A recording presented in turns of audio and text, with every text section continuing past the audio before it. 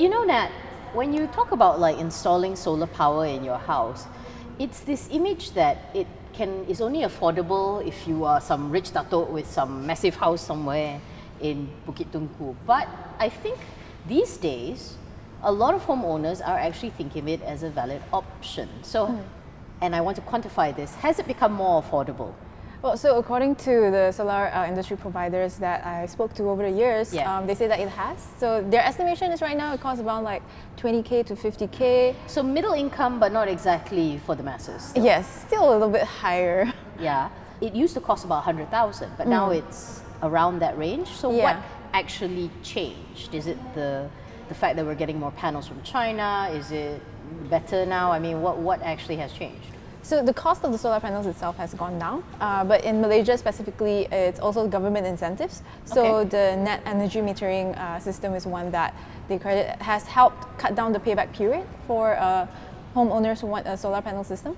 Last year in January, the government changed the ratio of payment. Instead of when you sell back the excess electricity that you produce with your solar panels, instead of selling it back at a displaced cost that's lower, you are Which now, was the original NEM, right? which was the original NEM. And why not many people took it up? Yes, but now you can sell it back at a one-on-one ratio. So whatever price you pay to buy the electricity, you're selling it back to TNB at the same price.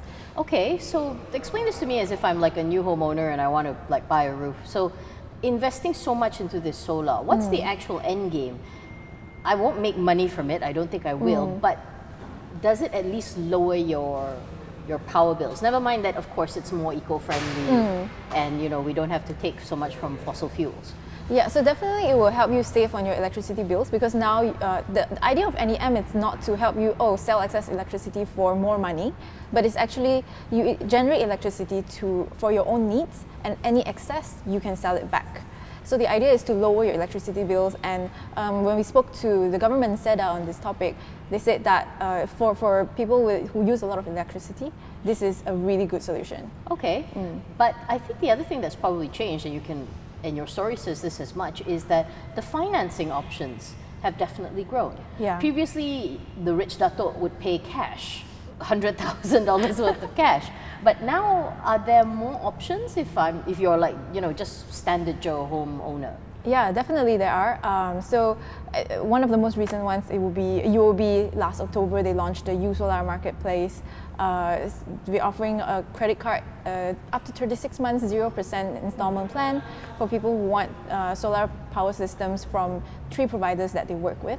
Okay. So they're not the only banks who have these products, although they are the most obvious one because they market it specifically for solar. But if you talk to the solar providers, they do mention different options.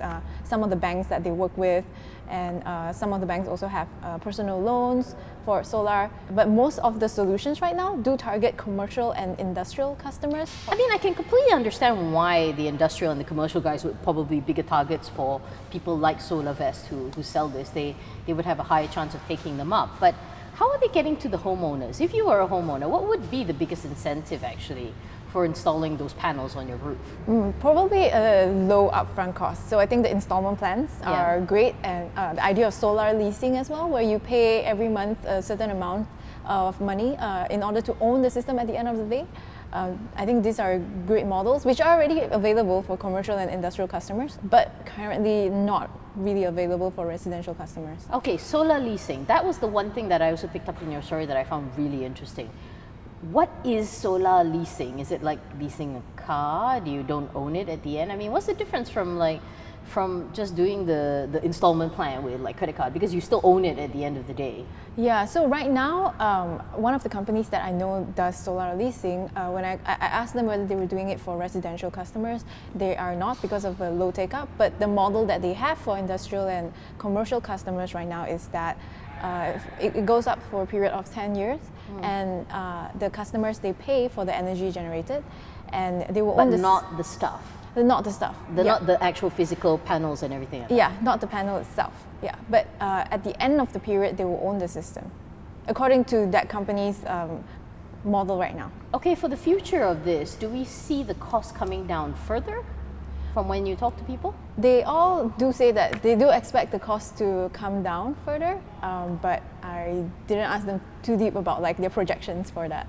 Is the government doing enough, they say, to encourage this kind of take-up? So some of them, when I spoke to them, they do say that for commercial industry right now, it seems like it's going on a really good direction. But for residential, they do mention that, perhaps if there are some tax allowances for individuals who install solar panels, that might be a good idea, because right now for companies that do that, they do have the green investment tax allowance. So if individuals can also enjoy something like that, it might spur the take-up rate. But another thing that the private industry is doing is the solar-ready housing. So that might also spur demand from residential. For more on the stories, pick up a copy of The Edge Weekly at all good newsstands.